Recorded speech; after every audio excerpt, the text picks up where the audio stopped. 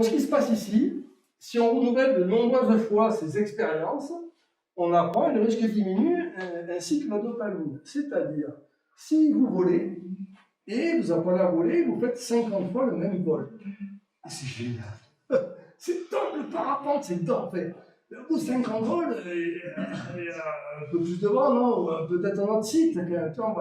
Parce qu'en fait, la dopamine, au bout d'un moment, comme tu as appris, ce qui était quelque chose d'un peu exceptionnel, dire tu mettais un peu ta vie en jeu, ben, tu ne le ressens plus comme ça, puisqu'en fait tu sais faire, et finalement quand on sait faire, ça n'a quasiment plus d'intérêt. Plus d'intérêt, plus de dopamine. Plus de dopamine, qu'est-ce que je fais? Moi je suis venu, c'est pour la dopamine, je ne le sais pas, mais je suis venu pour ça. Donc je vais aller prendre un peu plus de risques, et je vais retrouver cette dopamine grâce au risque que je prends de nouveau. Ça veut dire... Souvent on dit des mecs, ouais, ils en veulent toujours plus, ils prennent des risques de folie. Pas vraiment. Parce qu'en fait, on augmente le taux de risque à sa technique. C'est quand la technique elle est bonne pour quelque chose et que ça devient moins rigolo, à ce moment on passe une étape supérieure et on acquiert la technique qui va, etc. Du coup, en fait, on veut rester toujours à la même dose de dopamine, mais le plaisir ne se retrouve pas dans la répétition totale. Ouais. Ça fait peur, ça. Je sens que j'ai accroché. Ça veut dire qu'il faut prendre des risques. Hein? Ça veut dire qu'il faut prendre des risques. J'ai dit ça, moi? Non, c'est moi qui vous ai dit. Non. J'ai juste dit que si tu es dans le parapente et que tu trouves du plaisir, souvent ce plaisir c'est donc de la dopamine, et souvent tu vas le trouver parce que justement tu as une certaine part de risque. Si ça reste constant, il est possible qu'en fait, tu t'emmerdes un peu au bout d'un moment et que tu as besoin de faire un peu plus parce que finalement c'est plus très drôle. Ouais, c'est mieux? Non, pas trop.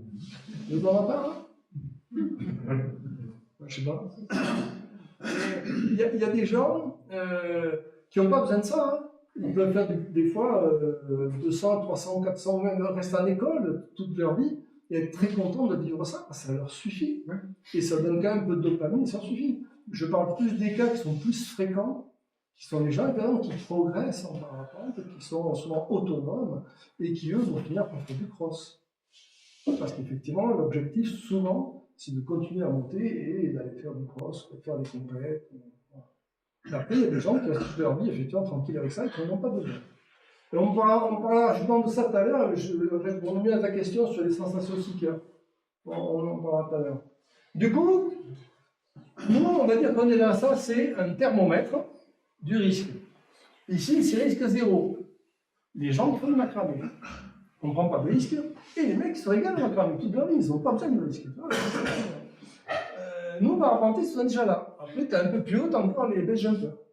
Voilà, nous, on est par là. Et il se trouve que là, quand on a sa zone de confort, on est bien et on s'amuse, c'est là où il y a juste le risque qu'il faut pour trouver le pétillant du truc et que tout va bien, voilà. Si jamais on monte trop haut, c'est-à-dire que ça commence à bastonner, dans un endroit pas agréable, en général, on n'y reste pas. Parce qu'on n'a pas envie de ça, on n'est pas suicidaire, on a juste envie de se faire plaisir. Et donc, on redescend là. Bien sûr, si on s'est fait piéger, bah oui, des fois, des accidents, des morts, ça nous arrive chez nous parce que on s'est fait piéger là, mais les gens, ils ne vont pas exprès, quoi. Voilà, c'est rare. Par contre, le plus dangereux, c'est qu'on est dans un risque perçu qui, ici, est plus bas. Parce que les conditions, en fait, sont un peu mollasses. Et que finalement, il n'y a rien à faire. Rien à faire de rigolo. Du coup, qu'est-ce qu'on fait? On fait des wagas comme des malades, on va faire des 3-6 comme des malades pour là en bas, pour retrouver un truc, un peu de piment, pour retrouver en fait l'adrénaline et la dopamine qu'on a mis dedans. Mais c'est surtout la dopamine. Non, on va retrouver la dopamine et du coup, on va faire des trucs. Et là, comment se crée un risque artificiel? C'est là où on se cartonne aussi. Ce truc-là, il n'était pas vraiment prévu dans le programme, dans ce qu'on sait faire. Le coup, on va le problème, on fait des gestes très brutaux, très violents, et du coup, on dépasse ses capacités, on se fait avoir. Voilà, tout ça parce qu'en fait, on s'ennuie. Du coup, l'idée, le truc le plus dangereux, c'est l'ennui. Donc, ce jour-là, il faut savoir dire, bon, ouais, ben, c'est sympathique, moi je fais un petit vol, puis je rentre à la maison, mais j'évite de faire le con. Ou, je sais que je vais faire le con, mais pas trop. Il faut que je me donne une limite, à dire, ok, je fais ça, mais je sais que ça, potentiellement, c'est dangereux. Voilà.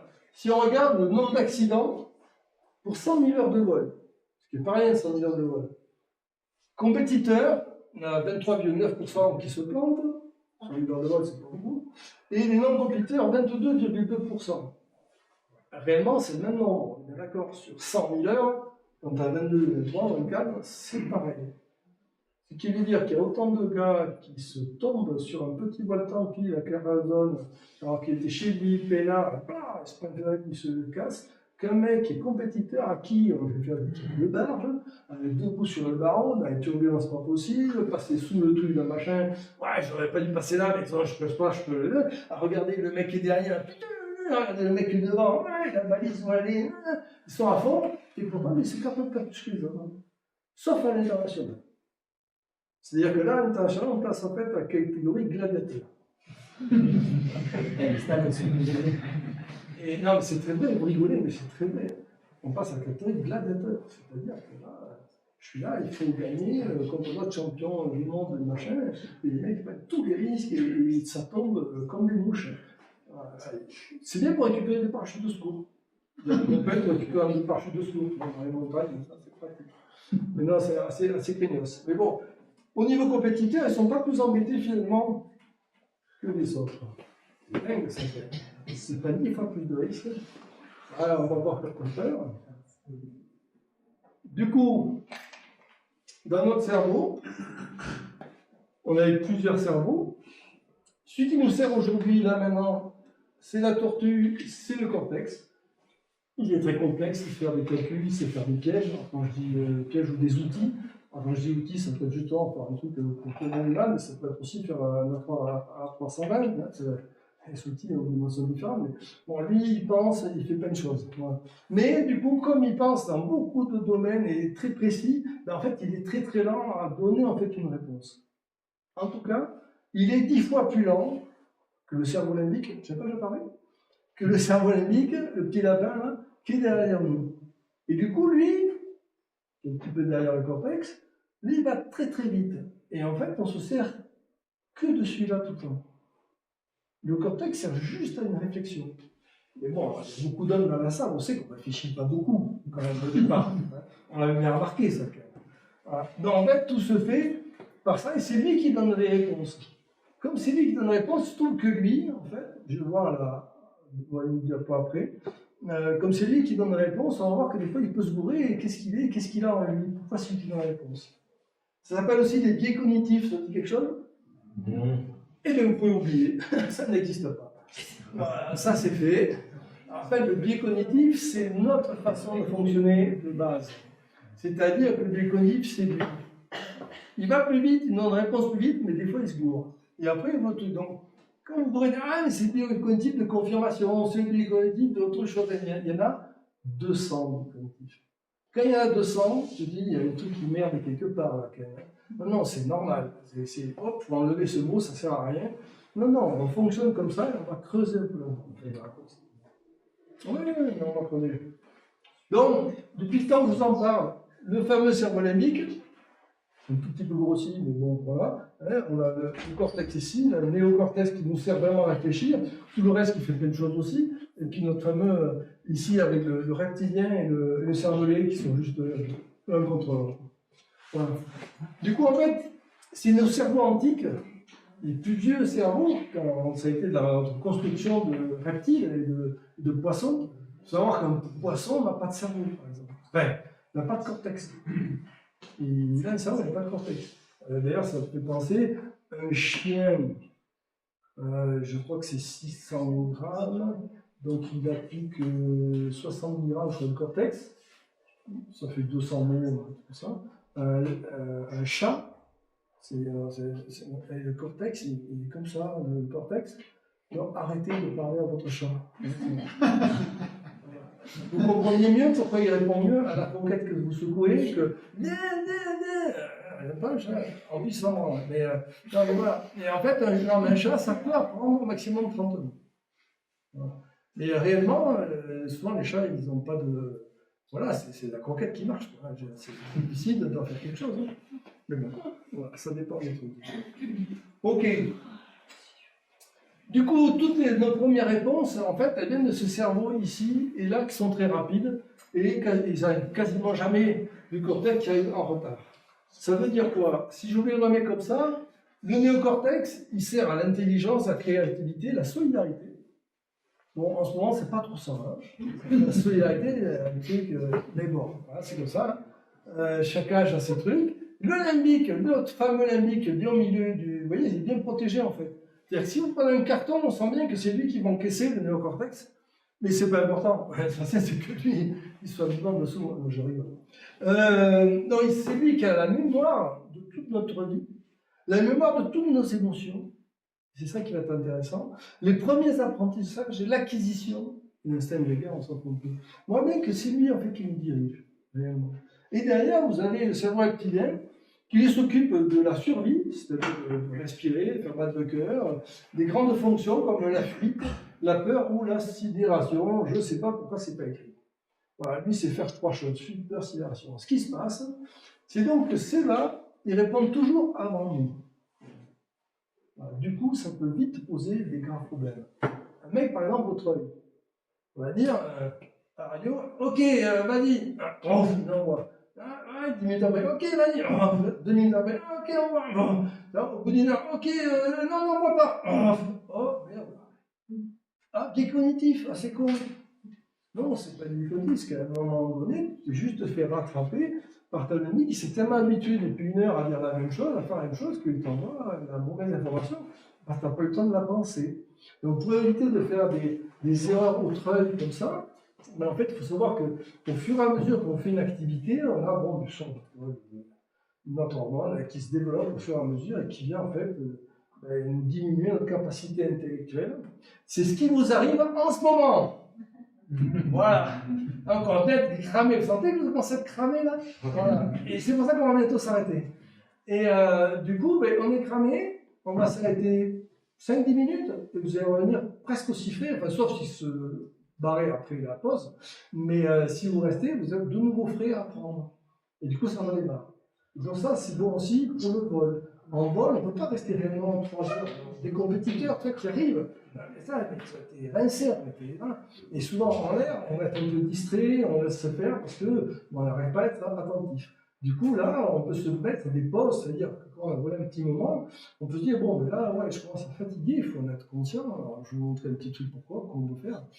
Je suis un peu conscient, mais du coup, je vais faire une pause à un endroit où je sais que c'est pas craignos. Je sais que l'aérologie est cool, ça, et je vais faire, je vais laisser un peu couler, tranquille, pas fermer les yeux à dormir, hein, mais déjà, tu es un peu plus détendu, respire un peu, et je reviens après dans le match, 5 minutes après, et je peux me voler de façon efficace.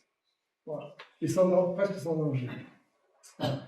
Ce qui se passe là-dedans, c'est qu'en cas de peur, en fait, incontrôlable, c'est le reptilien qui prend le truc.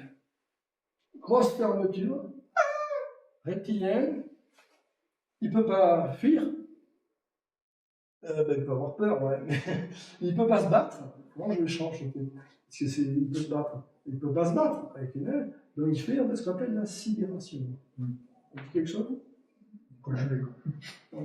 Et du coup, c'est un peu ce qui va nous arriver systématiquement. Et du coup, comment ça marche tout ça? Bientôt la pause, bientôt la pause.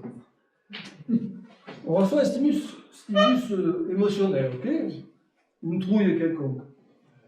Plutôt moyenne, on va dire, enfin plus gérable. Ça passe dans notre cortex, vous voyez, il y a plusieurs endroits, mais on s'en fout un peu, on peut prendre des noms, hein, plusieurs endroits où ça se gère, on sait que ça gère par le cortex. Bon, on s'en fout du reste. Ça gère par le cortex et ça donne une bonne réponse émotionnelle, coordonnée, qui va bien. Si jamais la peur est trop forte, en fait, ce qui se passe, c'est que ça ne monte pas au cortex, ça va directement ici, l'amygdale, c'est donc, on va dire, le cerveau reptilien, et c'est lui, en fait, qui prend directement les choses en main. Et lui, comme il sait faire que 3 choses, ben voilà. Ou il part en courant, ou il se bat, ou c'est la sidération. Chez nous, systématiquement, la sidération. Du coup, quand vous voyez un mec qui tombe de haut, qui a pourtant son parachute de secours, et qui s'est éclaté par terre, en général, c'est la sidération. Il ne faut pas se penser, mais pourquoi il a tombé de secours, il avait le temps quand même. Non, il n'est plus là. Il a eu la trouille, ça s'est arrêté, terminé. Plaisir, ça, hein? Bon. Voilà, donc, sur les routes courtes et les routes longues. Un exemple, pour que ça soit plus concret. Comme pour la bagnole, un truc tout simple. vous êtes derrière la porte et vous faites boum.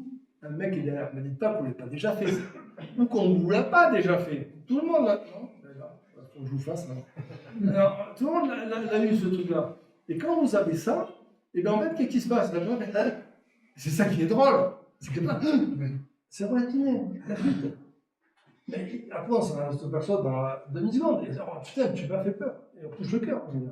Ça, boum, boum, boum, boum, boum. Ouais, lui, le cerveau épisode tout à l'heure. Hein. C'était chiant, il va pas ça.